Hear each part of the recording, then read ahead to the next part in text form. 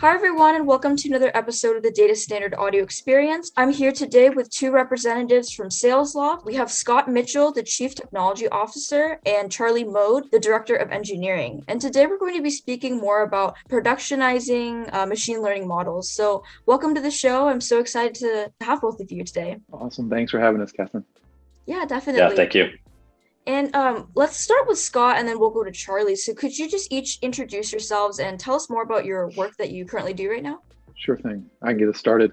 Scott Mitchell, as you said, CTO here at SalesLoft.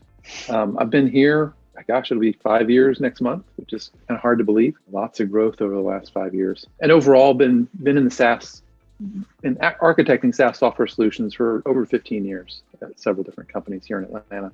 In terms of current work, my responsibilities range from the data science research arm of the team all the way through the technical operations on the production side. So lots of initiatives kind of in the whole gamut of the life cycle of the product development org. Charlie Moad, Engineering Director here at SalesLoft. I lead and work with the data delivery teams, and that involves data science, reporting, and analytics. Been with SalesLoft approaching 2 years, and likewise in SaaS for quite some time too, probably about 8 years. And yeah, just thanks, I guess, for having us on today. Yeah, and I'm really excited to dive deeper into just your work, especially with machine learning models. And Scott, I'll ask you the first question. And I'm sure in your line of work, you're building a lot of these machine learning models with your teams, and there's a lot of different steps and things you just need to think about throughout the process. And so could you walk us through what the process is like and what are some things that you and your team needs to think about? Sure. For us, we've divided research into a very distinct area of the organization. So our research team works with our product team, exploring what's of interest to the product team, what might be facilitated through a data science or machine learning type of solution. And so we talk about experiments, right? And so we choose certain experiments we want to go deep on that the product team has prioritized. And obviously from there, it's very exploratory work. What data could facilitate this experiment? How does that data need to be prepared? And the team, for example, in some recent work, has had to spend a good bit of time ensuring that that data is in the right shape and that the PII and other sorts of protected information is carefully cleansed out of that data, try to avoid bias creeping into those models. In terms of how it goes from there, the research expects a certain amount of failure, right? And one of the goals of the team is to fail fast, right? Figure things that can't work and focus then on the remaining time on those things that we can really go deep on. And then from there, going through and coming up with proofs of concept that actually look viable and get product acceptance.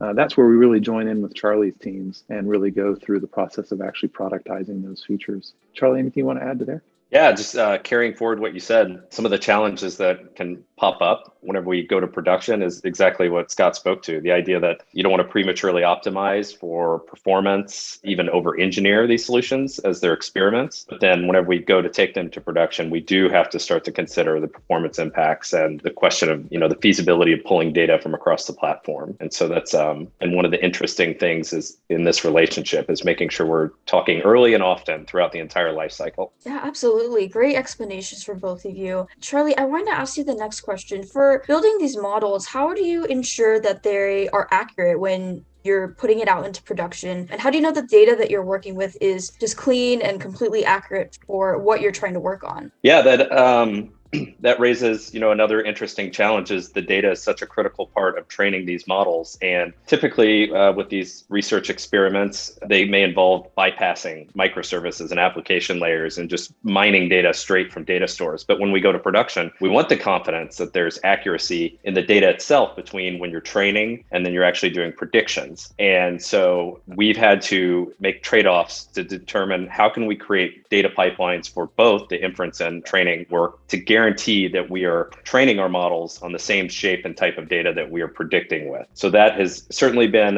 one of the big challenges we've been tackling this year and will continue to invest in moving forward. And we're hiring around this particular initiative. Yeah, I think part of the challenge there, Catherine, is making sure that as we mature, that we're doing fewer of those bespoke sort of experiments where we're ETLing the data outside of the platform, as Charlie talks about, and instead have built in the process of building that really solid foundation that isn't just used for production, but can be that area for the data scientists to use as a research platform as well. We have joked that the research team kind of creates concept cars, right? We got to make sure that we can take that concept car and actually make it something that can be a production pipeline that can actually be done again and again and again.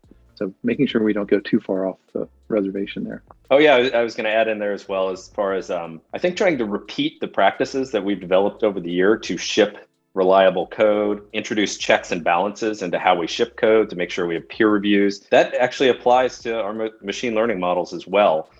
We want reproducibility, the idea that we shouldn't have people building these on their local laptops and shipping them. We want CI/CD processes to actually create and deploy these models.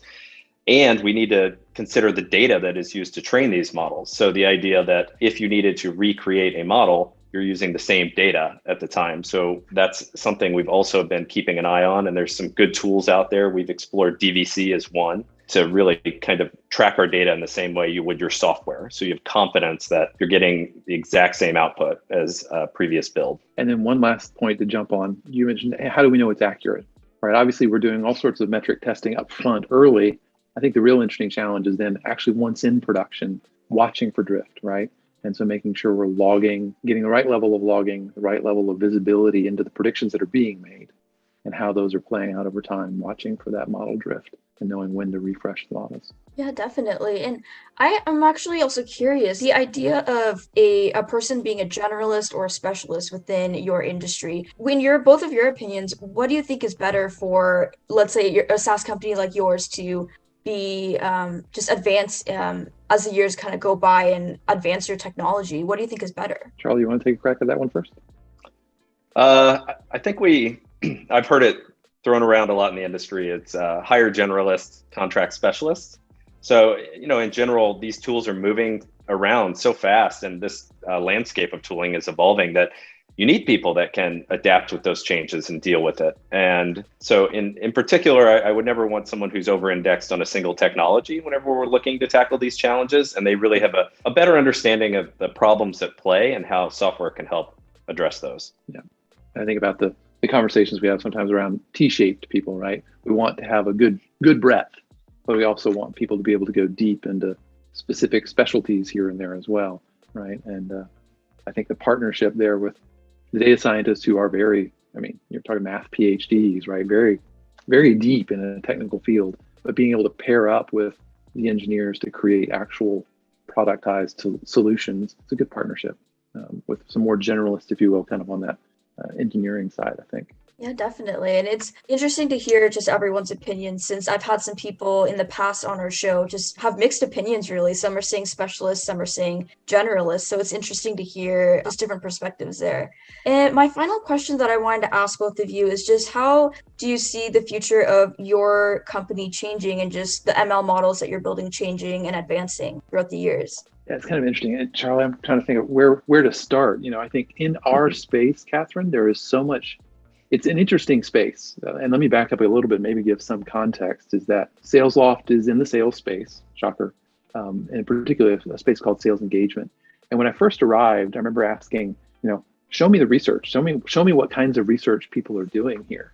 And all the research I was given was the basic methodology was to get the Rolodex of sales leaders, place some phone calls, ask them what they're doing, and produce a report based on that. And having come from the marketing space, which was so data driven, I was shocked how anecdotal that was, right? And so with this platform we built in this space, right, all of a sudden there's really concrete data on the sales process and tons of it. And so it's this new opportunity to really do empirical research on this. So the first where we started was really around the structure of sales interactions, right? That's very concrete and well-structured data. The really interesting piece going forward is the unstructured data. So for example, we have a product that would record this call we're on right now, transcribe it, highlight key moments, bring analytics to that call. Well, that transcript is really, really rich in data, but it's obviously very hard to mine. And so the NLP space is moving super fast right now. I feel like it's in the stage image processing was, 7, 8, 10 years ago. And I think as you look forward, where our time will be spent will be much more on that unstructured conversational data that we can help mine and help our sales leaders understand what's working, what's not working, which reps need more help. But we've just barely scratched the surface. I think we have some stuff coming out towards the end of the year but that'll just be the first drop in the bucket, if you will. Yeah, I think we're constantly managing the tension to create a global model that reflects best practices across teams and learnings, and use that to enhance the seller's workflow.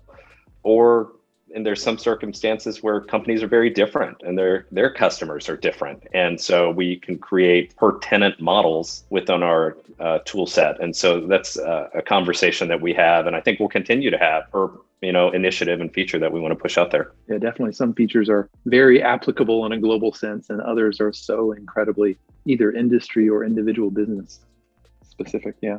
Great point.